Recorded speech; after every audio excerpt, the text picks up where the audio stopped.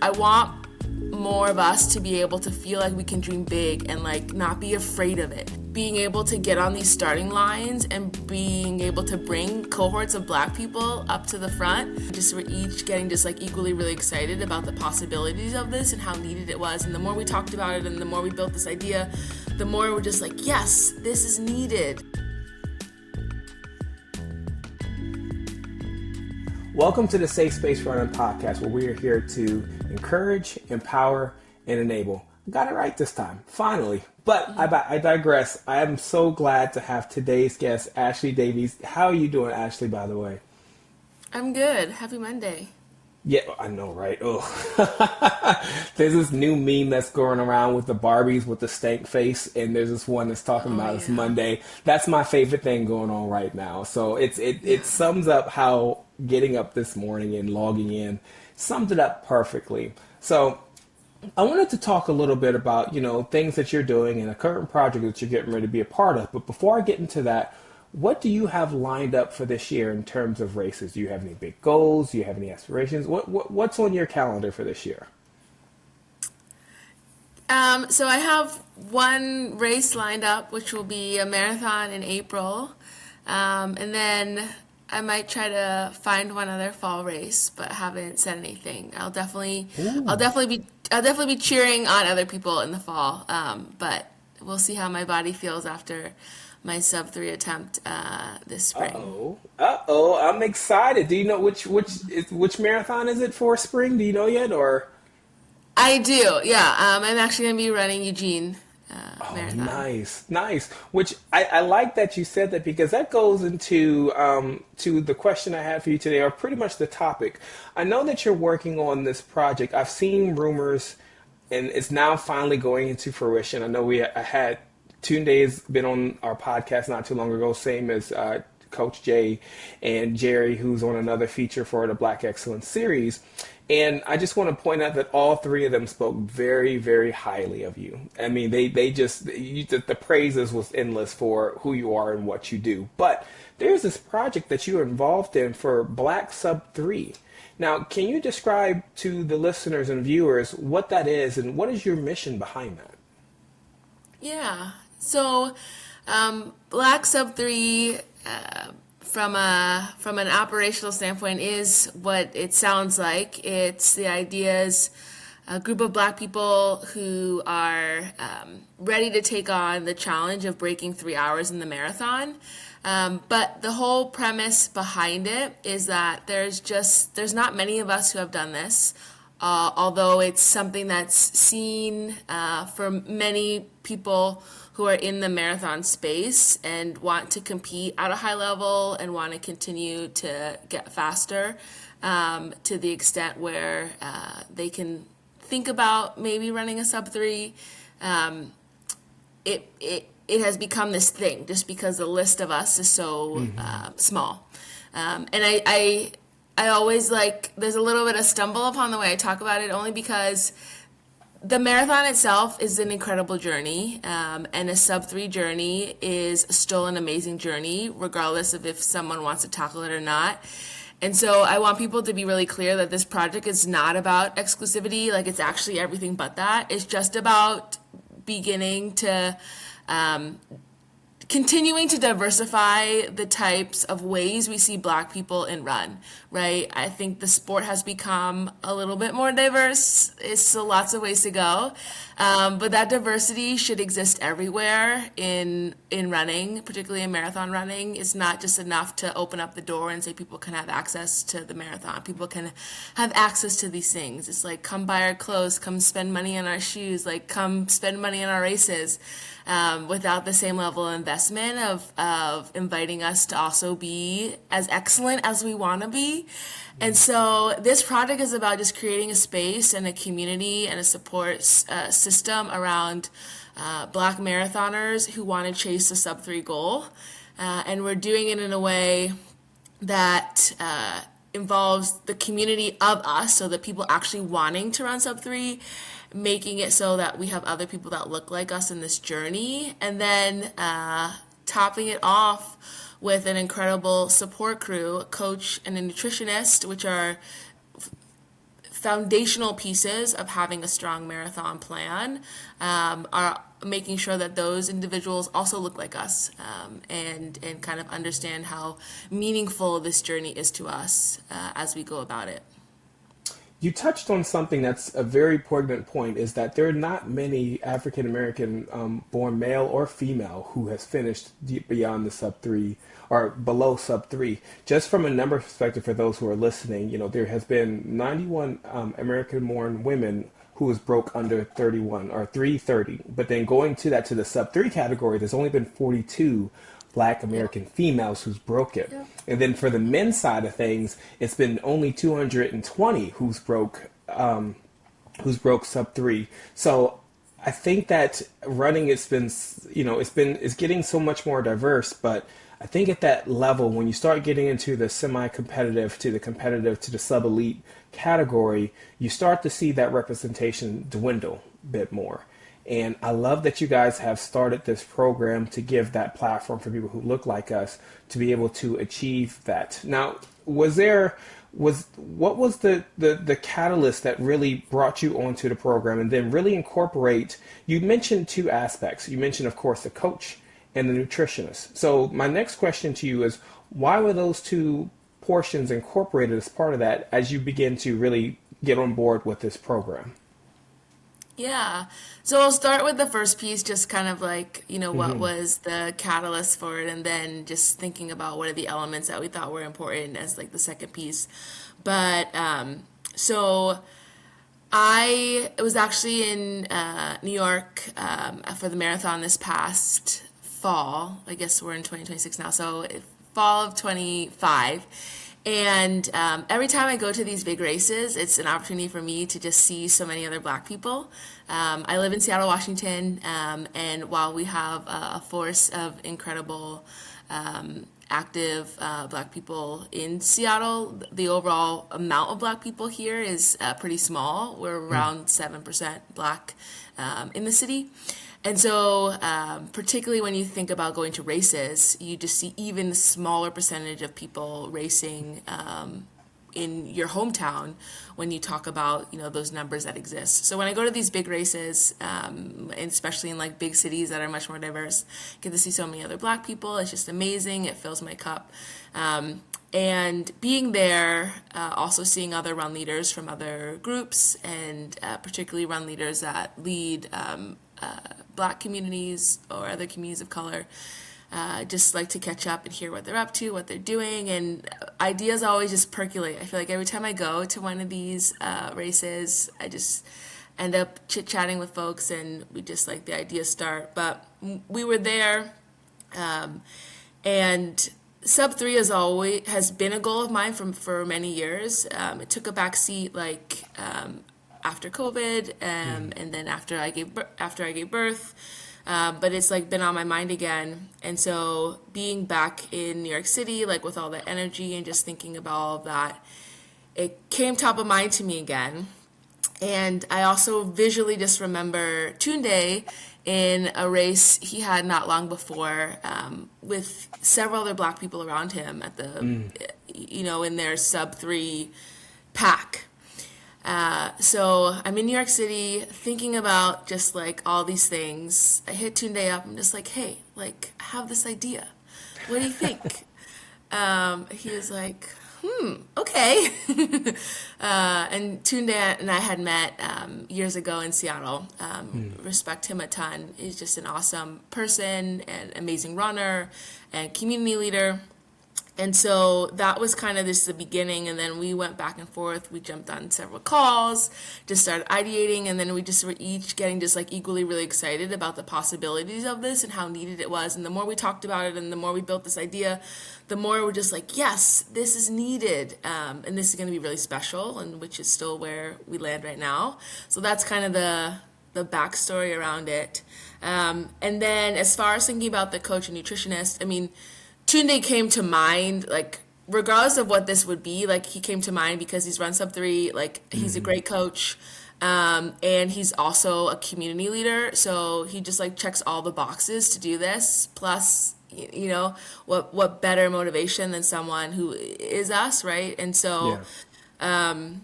And then with the nutritionist piece, we knew that was going to be so hard to find, like a black nutritionist. And so like our initial goal was just, okay, let's at least have a female. But then Tunde had mentioned Tiffany, who is Atlanta based, who's also a great nutritionist, might be interested. And so he was able to chat with her. And everything just kind of worked out for us to be able to come together and make sure that all those elements were incorporated, because nutrition is make or break, Yeah. and so many people, no, even the most experienced runners are still dialing in on making sure they have great nutrition, and so particularly for black folks who may or may not have access to a nutritionist, it's not something that may be as common like in our community. And then also just thinking about getting people to that next level of performance, having a nutritionist was going to be key. And so we're really excited that Tiffany is part of the project as well, in addition to Tunde's coaching that's been tried and tested.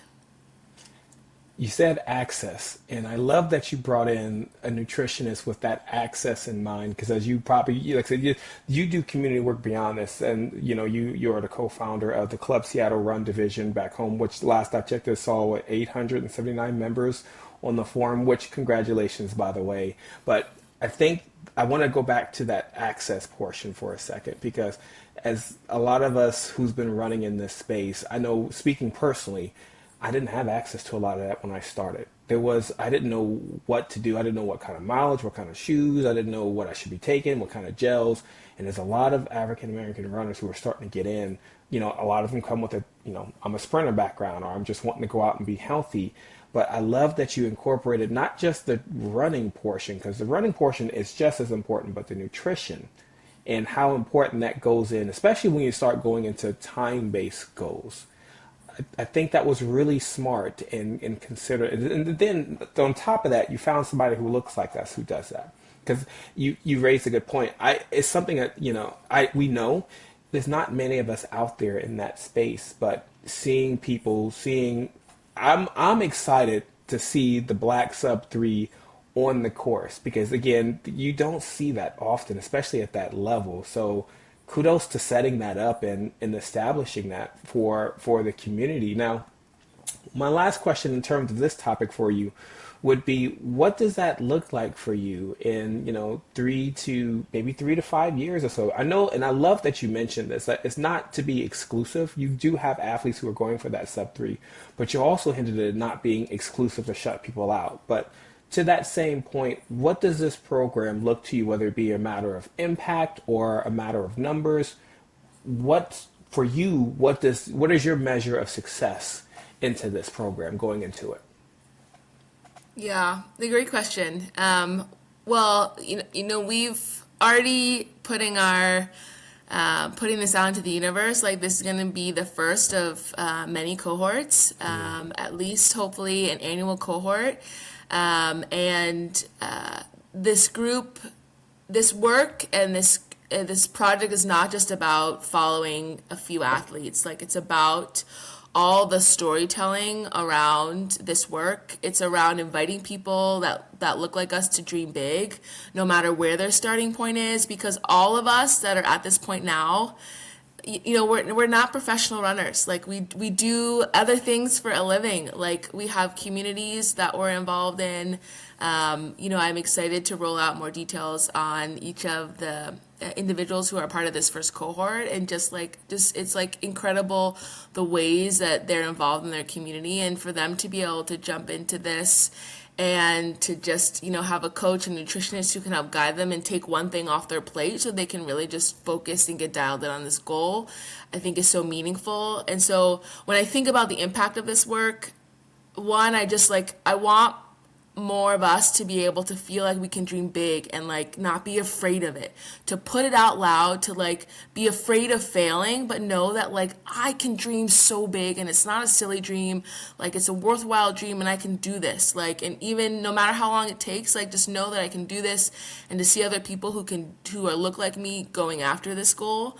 And then there's also just the visual piece of being able to get on these starting lines and being able to bring cohorts of Black people up to the front, up to places where you don't see us. I haven't broken three yet, but every time I run, definitely no Black women and like very few Black people around me when I'm Hmm. running. And so, I want people to see us. Like I want people to know that we're here doing this work and we can do this work. So I want us to believe it, and then I want other people to see it as well. Look, I almost hit you with a shabak after listening. That was I was motivated listening, but I love that, and I speaking candidly with that. I've been chasing for sub three myself for a little bit of time. I got into the marathon space. Oh my God, it's 2 years officially now. I've been doing half marathons for about 15 years. That's always been my sweet spot. But I've always been training, and for the past couple seasons, training for that sub three. And it's a lot of work put into it. And as you start to get faster and faster, you do see less and less of us. But I love that you guys are really going in, not just say, hey, we're going to get you there and that's it. But the fact that you're willing to go in and dig into these people's experiences, dig into their journey and explore their journeys and share their journeys as they go through, because running is tough. We all work full time. I'm not getting paid for this. I don't think many of us is getting paid for it at this point in time. But I love what you guys are doing as part of this. And the six cohorts that I looked at, as concluding yourself, I'm excited to see the journey that you guys go through as part of this going into spring 2026. And I have no doubt that this is the first of many that you guys are going to go through. I'm excited to see what's to come. And Yeah. with that, I have one more question for you. Yeah. And before I go into that question, I'd be remiss without highlighting some of the other things that you do. As I hinted at it previously, but again, you are, the co-founder of the Club Seattle Run Division. You're also a board member of Girls on a Run. I believe that's one that's based in Seattle, Washington as well. You do coaching on the side of that. So I say that I normally give my thank yous as part of the end, but I want to make sure I touch on it beforehand, because not only are you working on this project, but you've been involved with the community. Again, the club's going on close to 10 years, if I'm not mistaken. I believe it was founded in 2017. You guys are going 10 years next year. And I'm sure you've impacted so many people along the way. Again, the people I spoke with in regards to how they view you have spoke highly of you. And I do believe people's reputation is held by their actions. So I wanted to take a moment during this and say thank you for what you do for the community. Thank you for starting this project. Thank you for giving people hope and giving people the access and the resources to achieve such a great feat. Not only to accomplish their marathons, but to chase that sub three with like-minded individuals. So I personally thank you, and I'm sure many others thank you as well for that. Thanks. Of course, of course. So my last question, one of my favorite questions to ask, because everyone takes this differently or speaks it differently. You have a brand new runner or walker who's coming up to you, and they're entering into this space. They don't know what's going on. They don't know how to approach it. What would be your one piece of advice you would give to them as they start this journey? One piece of advice for someone new. I love this. This is such a great question. Um, my one piece of advice would be to keep running fun. And I say keep running fun rather than like just have fun, because even the concept of like just have fun, I feels a little bit intangible. Like running for the first time or coming to a group for the first time, like I say this to people all the time, but doing new things as an adult especially is so hard. It's super scary, it's so Yeah. hard. And then, who knows where, someone will want to go in running. They may want to come and enjoy the social elements of it. They may want to come and continue to train and improve their times and performance. They may decide to run longer. They may decide to run faster. They may decide to add strength training, like who knows? But regardless of what path they take, I think it's important to just like always have fun with it. It's important, especially for our community, like to have running and fitness for its health benefits. And from that perspective, like if it's not if there's not some level of fun in it, like people just won't want to do it. And I rather people, get out there and move their body, enjoy the health benefits, and just try to find some way to keep fun. So, I love that. That's why I love asking that question because your perspective of having fun and running, real talk, can be terrible and sadness, but at the same time finding the fun. Look, I be putting myself through the ringer for this training. This training is awful. It's just, but yeah. as you said, that's the heart of why we do it is finding the fun in running. Yeah. I couldn't have said it any better. So, Ashley, I am truly humbled to have you on this podcast. I'm truly humbled to get to know you. And I am so excited for the success that you're not only going to have for yourself, but the athletes and the community members that you're involved with. Again, for those listening or watching, Black Sub 3, they do have an Instagram page. Please follow it. Follow Ashley on Instagram. Follow Tunde. But please make sure that we support ours out here in these streets because this is a big deal. I think this is a lot bigger than what people are, this is a lot bigger. I think that, again, there's not many of us breaking three, and this program is going to be huge. There's no doubt about it. I'm so excited to see what you guys do with this and the success that's going to yield from it. So, Ashley, I can't thank you enough. Thank you so much for your time. Thank you. It's great to chat with you and Likewise. appreciate being able to share some of our story. Awesome.